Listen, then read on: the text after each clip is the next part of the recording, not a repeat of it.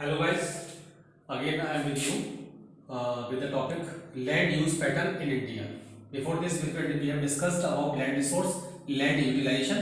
Now we are discussing land use pattern in India. India में land use pattern क्या है?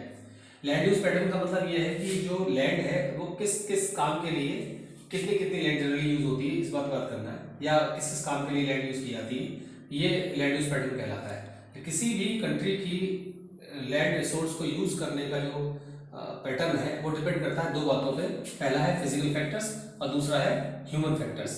ये अपने आप में रिस्पॉन्सिबल है, डिटरमाइन करते हैं कि लैंड किस तरह से यूज की जाएगी। फिजिकल फैक्टर्स में हम इंक्लूड करते हैं टोपोग्राफी। टोपोग्राफी का मतलब होता है सरफेस ऑफ द लैंड। जो लैंड का सरफेस है, जमीन का सरफेस है, वो किस तरीके का, इवन है, अनइवन है, माउंटेनस है या प्लेन है, किस तरह का है, तो इस बात पर डिपेंड करता है, तो उसको कहते हैं टोपोग्राफी। दूसरी बात आती है क्लाइमेट। वहाँ की क्लाइमेट कैसी है, मॉडरेट है या एक्सट्रीम है या किसी और तरह की क्लाइमेट है, तो it depends on it also कि उस एरिया में जो एक्टिविटीज होंगी उनको नेचुरली है कि ये अफेक्ट करती है, क्लाइमेट अफेक्ट करती है उस एरिया की। इसके अलावा सॉइल की बात आती है। सॉइल किस तरह की है, there are different type of soils, तरह तरह की सॉइल्स होती हैं और इंडिया में मिलती हैं, तो ये भी डिपेंड करता है इस बात पे कि सॉइल किस तरह की है। ये सारी चीजें वहाँ पर डिसाइड करती हैं कि वहाँ की इकोनॉमिक एक्टिविटीज या उस लैंड का यूज किस पर्पज के लिए होने वाला है। दूसरा फैक्टर देखा है हमने ह्यूमन फैक्टर्स। ह्यूमन फैक्टर्स में पॉपुलेशन डेंसिटी है। पॉपुलेशन डेंसिटी जो है वो रिफर करती है number of persons living in 1 square kilometre. 1 square kilometre में जितने लोग रहते हैं उन्हें जनरल डेंसिटी, पॉपुलेशन डेंसिटी कहते हैं। और ये इस पे भी डिपेंड करती है कि वहां का ह्यूमन रिसोर्स कैसा है, पॉपुलेशन डेंसिटी कैसी है। दूसरी बात आती है टेक्नोलॉजिकल कैपेबिलिटी, कि वहां पर टेक्नोलॉजी जो पीपल है, जहां पर लैंड रिसोर्स है वहां पर टेक्नोलॉजी उनके पास है या नहीं है। अगर वो टेक्नोलॉजिकल कैपेबिलिटी उनके पास है तो लैंड रिसोर्स का यूज वो और पर्पस के लिए भी कर सकते हैं according to their technology, available technology. और टेक्नोलॉजी नहीं है तो बहुत सारे यूजेस हैं जो वो नहीं कर पाएंगे उस लैंड के।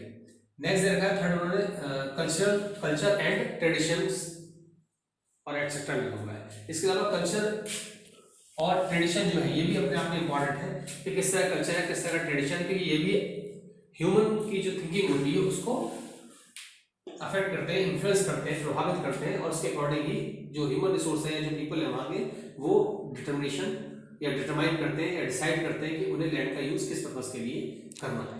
ये भी अपने आप में इंपॉर्टेंट रहता है। इसके अलावा कुछ और फीचर्स हैं इसकी लैंड यूज पैटर्न की जो यहाँ पर दी हुई है। पहली बात जैसे हम कहते हैं टोटल जियोग्राफिकल एरिया जो है इंडिया में कितना है हमारा 3.28 मिलियन स्क्वायर किलोमीटर, इतना एरिया इंडिया के अंदर है।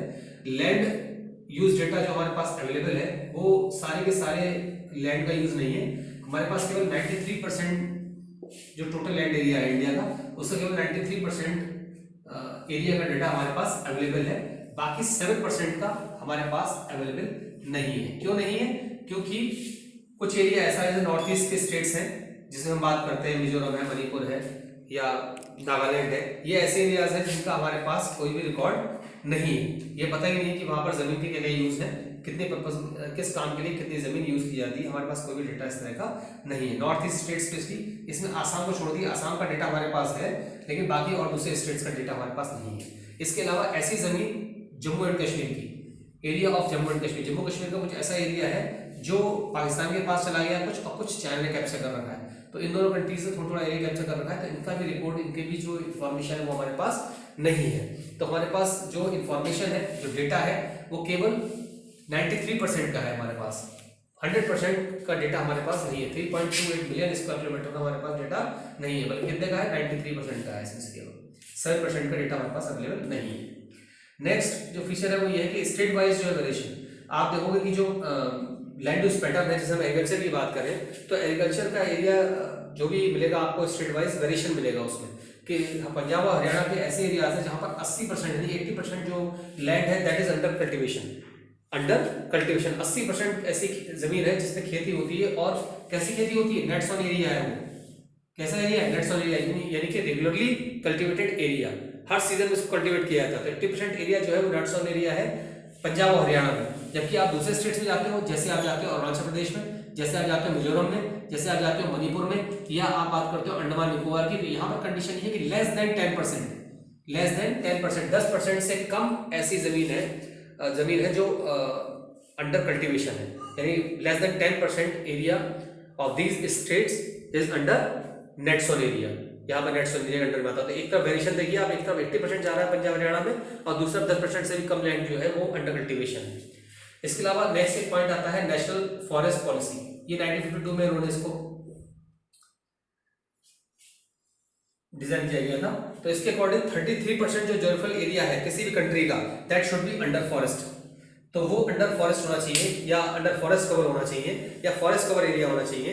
33% एरिया जो है वो फॉरेस्ट में फॉरेस्ट कवर्ड एरिया होना चाहिए किसी भी कंट्री का। तो इससे क्या होगा, इससे इकोलॉजिकल बैलेंस को मेंटेन करने में मदद मिलेगी। इसको इकोलॉजिकल बैलेंस, जो इकोलॉजिकल बैलेंस की बात हो रही है उसको मेंटेन करने में हेल्प मिलेगी। इकोलॉजिकल बैलेंस को मेंटेन करने में हेल्प मिलेगी, यानी 30% of geographical area of every country should be covered with forest, forest से कवर होना चाहिए। इसके अलावा और भी फीचर्स हैं इसके अंदर, जैसे आप पढ़ेंगे बुक में तो मिलेगा आपको बात करेगा पास्चर्स की, जगह बात करेगा पास्चर्स की कि पास्चर्स जो है वो लगातार कंटिन्यूसली डिक्रीज होते चले जा रहे हैं।